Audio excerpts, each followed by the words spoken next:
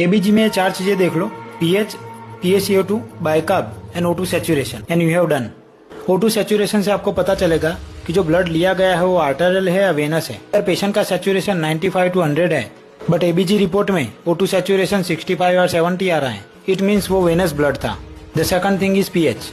ये हमने 12th में पढ़ा था कि पीएच कम है मीन्स एसिडिक और पीएच बढ़ गया मीन्स अल्कलाइन। अब समझो, PaCO2 रेस्पिरेटरी कंडीशन को डिस्क्राइब करता है और बाइकार्ब मेटाबॉलिक कंडीशन को डिस्क्राइब करता है।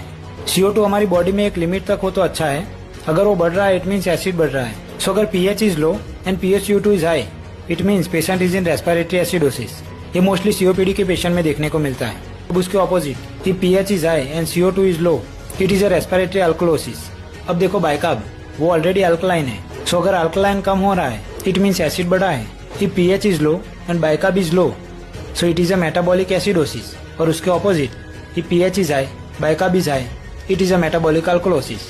अब ये एबीजी देख के बताओ पेशेंट को क्या है।